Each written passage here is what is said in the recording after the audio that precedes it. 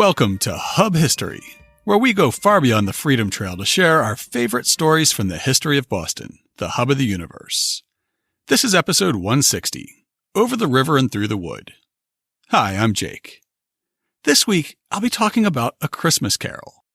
Well, we know it as A Christmas Carol, but Over the River and Through the Wood was originally titled The New England Boys' Song About Thanksgiving Day.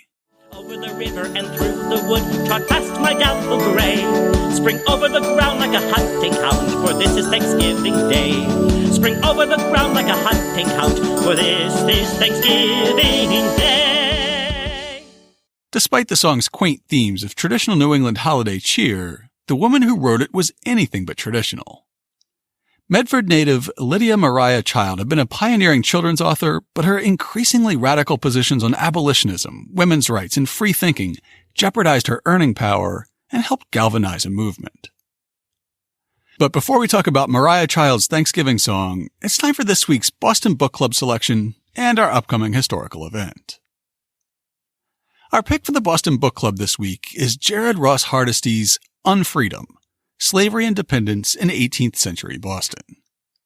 We used this book as a source for our discussion on the origins of slavery in early colonial Boston way back in episode 74. Alongside Wendy Warren's New England Bound and Margaret Ellen Newell's Brethren by Nature, it's part of a wave of recent scholarship that re-examines the practice of enslaving African Americans in New England. Hardesty's book in particular looks at chattel slavery in the context of the rigid class hierarchy of Puritan Boston, and he sees it as the bottom rung of a ladder of unfreedom that also would have included penal servitude for criminals, hiring out pauper children, and even apprentices and indentured servants. Here's how the publisher describes the book.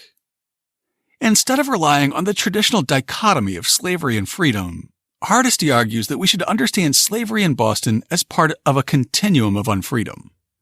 In this context, African slavery existed alongside many other forms of oppression, including Native American slavery, indentured servitude, apprenticeship, and pauper apprenticeship. In this hierarchical and inherently unfree world, enslaved Bostonians were more concerned with their everyday treatment and honor than with emancipation, as they pushed for autonomy, protected their families and communities, and demanded a place in society. Drawing on exhaustive research in colonial legal records, including wills, court documents, and minutes of governmental bodies, as well as newspapers, church records, and other contemporaneous sources, Hardesty masterfully reconstructs an 18th century Atlantic world of unfreedom that stretched from Europe to Africa to America. By reassessing the lives of enslaved Bostonians as part of a social order structured by ties of dependence, Hardesty not only demonstrates how African slaves were able to decode their new homeland and shape the terms of their enslavement, but also tells the story of how marginalized peoples ingrained themselves in the very fabric of colonial American society. You can find a link to purchase the book in this week's show notes. And for our upcoming event this week, we have a talk by Dr. Carrie Greenidge about her new biography of William Monroe Trotter called Black Radical. You may remember Trotter as a central figure in our episode about Black Boston's opposition to the racist movie Birth of a Nation, when Trotter organized protests, petitioned the state legislature, and eventually met with President Wilson. He was an author, a newspaper publisher, and a founder of the NAACP, but he's been largely forgotten by history, overshadowed by later activists. This new biography puts William Monroe Trotter back into the center of the struggle for black rights in the early 20th century, as a radical counterweight to moderate figures like Booker T. Washington. Dr. Greenidge is a history professor at Tufts, as well as the co-director of the African American Trail Project. She'll be appearing at the Connolly branch of the BPL in Jamaica Plain. The talk begins at 6:30 p.m. on Monday, December 2nd. The event's free, and advanced registration is not required. We'll have the link you need for more information about Dr. Greenidge's talk and to buy a copy of Unfreedom in this week's show notes at hubhistory.com/160. As we kick off this Thanksgiving episode, I have a lot to be thankful for this year. Nikki and I are finally moving forward with a home improvement project that's about 10 years overdue. I have a great group of staff and coworkers at my non-history related day job, and I get to make a podcast about one of my favorite topics, Boston history. From interviewing incredibly intelligent and interesting historians to digging into little-known connections between a nostalgic holiday carol and the Boston abolition movement, I love having an outlet for my passion for my adopted city. I'm especially thankful this year for the listeners who've decided to sponsor this passion project on Patreon, contributing a small amount each month to help me make Hub history. If you're also thankful for the show or passionate about Boston history, please consider becoming a sponsor by going to patreon.com/hubhistory or by going to hubhistory.com and clicking on the support link. And now it's time for this week's main topic. Over the river and through the wood to grandfather's house we go. The horse knows the way to carry the sleigh through the white and drifted snow. Perhaps we've come to think of this as a Christmas carol because of the references to white and drifting snow and jingling sleigh bells. While these days, snow on Thanksgiving's fairly rare. However, our older listeners will remember plenty of snowy New England Thanksgivings, and there would have been many more when the New England Boys' Song about Thanksgiving was originally published. When it first appeared in 1844, North America was still experiencing the tail end of a period known as the Little Ice Age, during which winters were much harsher than they are now.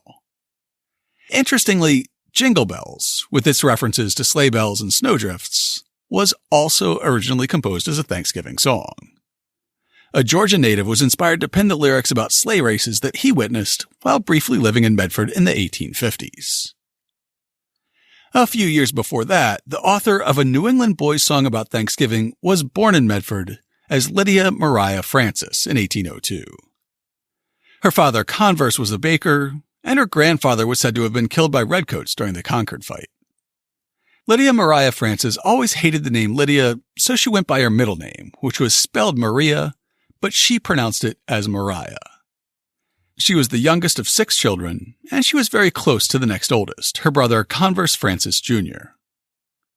Mariah at first received a fairly typical girls' education for the time, attending what was essentially a finishing school. Converse Jr., however, was destined to be an influential Unitarian minister, and he went to Harvard University and then to Harvard Divinity. Knowing from the beginning that his little sister was remarkably intelligent, he made sure that she was challenged. When he was preparing for his entrance exams to Harvard at age 16, Mariah was just 9 years old, but she read Homer, Milton, and Shakespeare alongside him and understood it at least as well as he did. She was finally able to attend a teacher's college in Maine as well as completing 1 year at a women's seminary. When she was just 22 years old, she published her first book, a historical novel set in colonial New England. Later that same year, she started a private school in Watertown, which she closed just 2 years later in order to focus on writing full-time. And to focus on David Child, who courted her briefly before the two wed in 1828.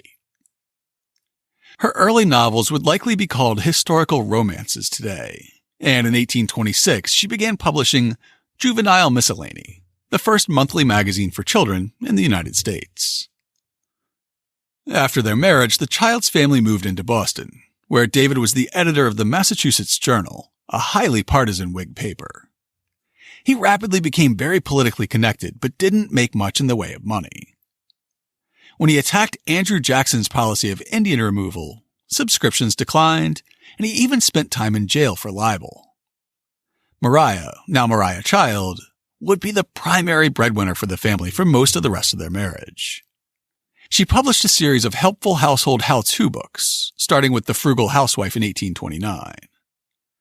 Later retitled to The Frugal American Housewife, this volume, along with follow-ups The Mother's Book and The Girl's Own Book, would be Maria Child's most financially successful works. Through his Whig connections, David Child adopted an abolitionist outlook very early. While she was already supportive of David's abolitionist work, Maria became energized after befriending William Lloyd Garrison in the early 1830s. She'd later write, "I was then all absorbed in poetry and painting, soaring aloft on psych wings into the ethereal regions of mysticism. He got hold of the strings of my conscience and pulled me into reforms. It is of no use to imagine what might have been if I had never met him. Old dreams vanished, old associates departed, and all things became new." With her literary success and David's connections, the trustees of the Boston Athenaeum offered Maria a 3-year free membership to the library, where she immersed herself in the history of American chattel slavery. In 1833, Maria's writing took a hard left turn away from children's magazines, household how-tos, and historical fiction. She published a book called An Appeal in Favor of That Class of Americans Called Africans. In several brief online profiles of Maria, I saw Maria's appeal referred to as the first anti-slavery book. Longtime listeners will immediately realize that it wasn't, as both the topic and the title owe a debt of thanks to David Walker. In episode 117, we discussed Walker and his book, Appeal to the Colored Citizens of the World, a very early and very radical abolitionist tract. However, Maria's appeal was nevertheless a very early and influential book, predating Harriet Beecher Stowe's Uncle Tom's Cabin by almost 20 years. When Maria wrote her appeal, William Lloyd Garrison had only been publishing The Liberator for 2 years, and abolition was considered an extreme and unreasonable position for a white person to hold. Not only that, but she deeply criticized the so-called colonization movement, which called for freed slaves to be shipped off to Africa to civilize that continent while creating a white nation in America. Instead, she envisioned a future where emancipated slaves were completely integrated into the fabric of American society, with full citizenship and participation in the political process. However, her most radical position may have been asserting that one day in the future, quote, 100 years hence, interracial marriage might become accepted. In the preface to her book, she wrote, I am fully aware of the unpopularity of the task I have undertaken, but though I expect ridicule and censure, I cannot fear them. She was right. The censure came in a sudden drop-off in the sales of her popular books, especially her writing for children. In a profile of Maria for a book about extraordinary women of the era, radical abolitionist, supporter of John Brown's insurrection, and Civil War veteran Thomas Wentworth Higginson quoted Harriet Martineau's The Martyr Age in America as saying that Child was a lady of whom society was exceedingly proud before she published her appeal, and to whom society has been extremely contemptuous ever since. She added, her works were bought with avidity before, but fell into sudden oblivion as soon as she had done a greater deed than writing any of them. Subscriptions to Juvenile Miscellany declined precipitously, and Maria was forced to resign as editor. Her next helpful household book, The Family Nurse, didn't find the same wide audiences that The Frugal Housewife, The Mother's Book, and The Girl's Own Book had found just a few years before. Writing to a friend in later years, she thinks wistfully about returning to children's literature. With regard to the Juvenile Miscellany, the copyright never belonged to me. I have for some time wished to publish a revised edition of it under the title of Mrs. Child's Library for Children, in volumes of uniform sort. One volume containing what was suitable for children of 3 or 4 years old, another for children of 7 or 6, others for 10 or 12. My idea was only to use my own writing in it, together with the best parts of my juvenile souvenir Evenings in New England, and whatever else I had occasionally written for children. Should the spirit move and the sale warrant it, this collection might be enlarged by some entirely new volumes. Most biographies of Child repeat her claim that the Athenaeum revoked her membership because of her abolitionist writings. However, many other prominent abolitionists retain their privileges, and the Athenaeum disputes her version. The Athenaeum itself simply says that the offer was rescinded, and the minutes of the trustees' meeting says, voted that the general permission heretofore given to Mrs. Child to use the Athenaeum be henceforth considered as terminated. For the time, she'd have to satisfy herself with more activist forms of writing. Her appeal was cited by William Ellery Channing, Thomas Wentworth Higginson, and Wendell Phillips as helping to win them over to the abolitionist cause. Her follow-up work was a history of the condition of women in various ages and nations, which put her at the forefront of the nascent women's rights and suffrage movements. Her succeeding books, The Anti-Slavery Catechism, Authentic Anecdotes of American Slavery, and especially The Duty of Disobedience to the Fugitive Slave Act, cemented her abolitionist credentials. In 1841, she moved to New York City and accepted a position with the American Anti-Slavery Society as editor-in-chief of their journal, the National Anti-Slavery Standard. After 3 years in New York, David and Maria returned to Massachusetts and settled in Wayland. In 1844, Maria decided to jump back into the children's literature game. By this time, she was a follower of Horace Mann, the Massachusetts Secretary of Education, whom we profiled back in episode 116. Mann's vision of free, high-quality, universal education for all children inspired Maria to begin a new series of children's books. The fact that she and David desperately needed the money didn't hurt either. This new series was called Flowers for Children, and it was meant to entertain, to educate, and to inculcate children with Protestant morals. As she describes in an introduction to a later edition, this series consisted of a mix of new compositions and selections from her earlier work, all of which were revised and rewritten.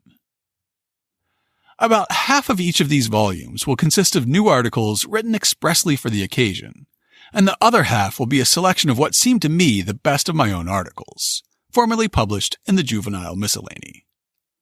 Upon reviewing the work for this purpose, I find that my maturer judgment rejects some inaccuracies, some moral inferences, and many imperfections of style. I have therefore carefully rewritten all the articles used in this present selection. Rewriting her older pieces had the side benefit of circumventing any copyright claims on the stories by her previous publishers. The poem, A New England Boy's Song About Thanksgiving Day, appeared in the second Flowers for Children volume alongside stories about a saucy squirrel, a sailor's dog, spring birds, and many more. These stories attempted to indoctrinate the reader with Maria's own sense of morality, which wasn't universally shared and appreciated at the time. For instance, in that same edition of Flowers, there's a story about a little girl whose pet sheep gives birth to a white lamb and a black lamb, which becomes a very heavy-handed scene in which the little white girl has this exchange with her black governess in a barn.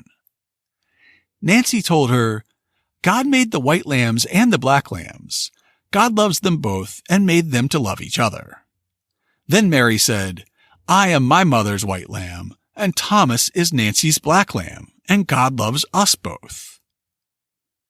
It's enough to make you gag, but the idea of interracial friendship and respect was still pretty radical in 1844. In contrast to the educational and moral pieces in that edition of Flowers for Children, the New England Boy's Song About Thanksgiving is a simple, nostalgic look at a holiday in the country, which many readers have connected to Maria's own childhood Thanksgiving experiences. Thomas Wentworth Higginson's profile described how Maria's family celebrated Thanksgiving when she was just a little girl. Their earliest teacher was a maiden lady named Elizabeth Francis, but not a relative, and known universally as Ma'am Betty.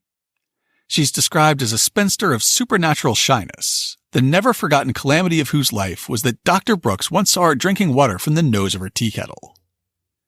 She kept school in her bedroom. It was never tidy, and she chewed a great deal of tobacco. But the children were fond of her and always carried her a Sunday dinner. Such simple kindnesses went forth often from that thrifty home.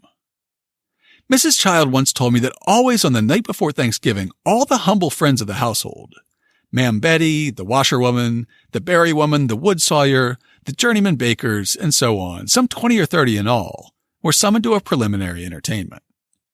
They there partook of an immense chicken pie, pumpkin pies made in milk pans, and heaps of donuts.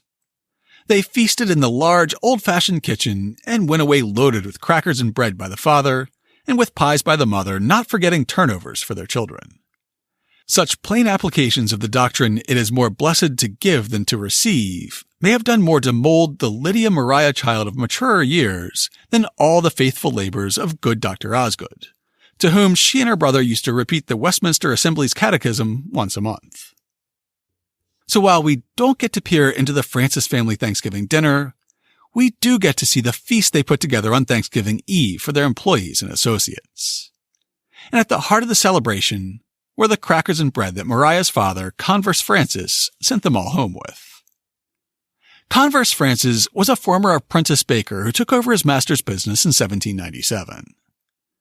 An 1855 History of Medford by Charles Brooks describes how crackers became important to Maria's family history and the image of Thanksgiving. Mr. Francis produced a cracker which was considered as more tasteful and healthy than any heretofore invented. Every year increased his reputation and widened his business. And, as early as 1805, Medford crackers were known throughout the country, and frequently sent to foreign lands. The writer of this was walking in a street of London in 1834 and saw at a shop window the following sign: Medford crackers. This bread deserved all the fame it acquired, for never had there been any so good, and we think there is now none better. It required great labor, and all the work was done by hand. Each cracker was nearly double the size of those now made, and the dough was kneaded, rolled, weighed, pricked, marked, and tossed into the oven by hand. Now all these are done by machinery. This bread was called crackers because one of them would crack into 2 equal parts.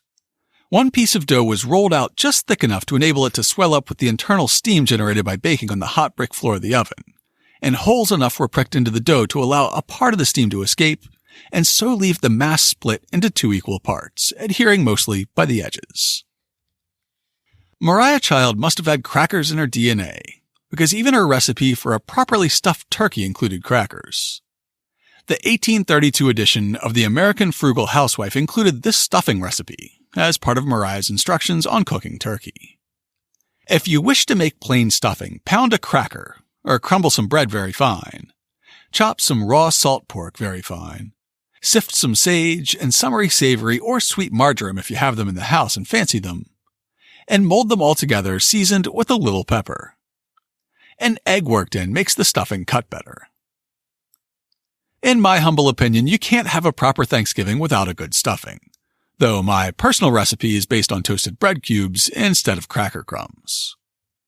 Cutting up the bread for the stuffing is one of the first things I'll do when I start working on our Thanksgiving dinner first thing on Wednesday morning. And maybe, just maybe, I'll listen to Over the River and Through the Wood while I work, now that I know that it's actually a Thanksgiving song. To learn more about Maria Child and her Thanksgiving song, check out this week's show notes at hubhistory.com/160. We'll have links to several online volumes of Maria's writing, including an 1854 edition of Flowers for Children and her anti-slavery appeal. We'll also link to some of her household how-tos, including that stuffing recipe. I'll throw in a link to Thomas Wentworth Higginson's profile of her, plus more information about her father's Medford crackers. Also, special thanks this week to Grant Raymond Barrett. He made a royalty-free version of Over the River and Through the Wood available on the Internet Archive, and it's his recording that you've heard clips of throughout this episode. And of course, we'll have links to information about our upcoming event and Jared Ross Hardesty's Unfreedom, Slavery and Dependence in 18th Century Boston, this week's Boston Book Club pick. We have some recent reader feedback to share, most of which is from Twitter. After our interview with Millington Burgess and Lockwood aired, Professor Paula Austin tweeted, "We're reading this next week with my African American history course." To which Millington responded, "Wow, thanks. I hope your students find it interesting, and I'm happy to share any more information you think might be helpful. I'd love to hear how it goes." Listener and occasional sponsor of the podcast, Tyson from Liberty & Co., tweeted this after hearing our interview with Nancy Seychelles about the new Atlas of Boston History. "Ordered it the moment I finished the podcast, browsed the first few pages, and can't wait to dive in." Boston tour guide extraordinaire Ben Edwards tweeted a photo of a newspaper article from his personal collection about the 1804 snow hurricane, with the comment, "We'll be sharing this issue of the Columbian Sentinel from October 10th, 1804 with today's 5th graders, and recommend the teachers listen to your podcast on the Great Snow Hurricane." A couple of weeks later, Ben tweeted another clipping from his collection and said, "From the Massachusetts Sentinel, June 21st, 1786. The opening of the bridge over Charles River connecting the North End to Charlestown. At 1,503 feet, it's America's first long deep-water bridge. To learn more, listen to this podcast from Hub History." Thanks, Ben, for incorporating our humble podcast into the supporting material for your great tours. A few people listened to our recent re-airing of our episode about Boston's history of annexing its neighbors, and they had thoughts to share. Mike B. and Amy B. both had comments about Brookline's decision not to be annexed. Amy quipped, Brookline said, we will not be suffocated. Well, Mike said, Brookline said, we'd rather be the People's Republic of Brookline. Referring to the same episode, John C. had a perfect example of constructive criticism. Jake, one quick thing. You called Dorchester a city at one point. Charlestown was legally a city, and I know Roxbury was for its last few years. Dorchester was always a town. I love the podcast, by the way. That's great feedback to get because it shows that he was really listening, he enjoys the podcast, and he's quite knowledgeable about the topic. Another listener, who will remain nameless, wrote in with an example of unconstructive criticism. Speaking of Josiah Quincy, I listened to episode 1 yesterday and noticed you pronounced Quincy incorrectly. I hope you've since addressed the discrepancy for future listening. So, he dug up a show that's over 3 years old, on a topic that we've covered in more detail in a later show, and his only feedback is to curtly scold us about our pronunciation. You know what? We've said the word Quincy in many episodes since then. Listen to a few and let me know how my pronunciation was. Or better yet, just don't. We love getting listener feedback. At least, most of it. We're happy to hear your episode suggestions, factual corrections, and alternate sources that we missed, but maybe keep your snide elocution lessons to yourself. If you want to leave us some constructive feedback on this show or any other, you can email us at podcast@hubhistory.com. We're Hub History on Twitter, Facebook, and Instagram. Or go to hubhistory.com and click on the Contact Us link. While you're on the site, hit the subscribe link and be sure that you never miss an episode. If you subscribe on Apple Podcasts, please consider rating and reviewing the show. If you write us a review, drop us a line, and we'll send you a Hub History sticker as a token of appreciation. Or just tell a friend about us. Word of mouth is truly the best way to help new listeners discover the show. That's all for now. We'll be back next time to talk about the deadly 1849 cholera epidemic in Boston.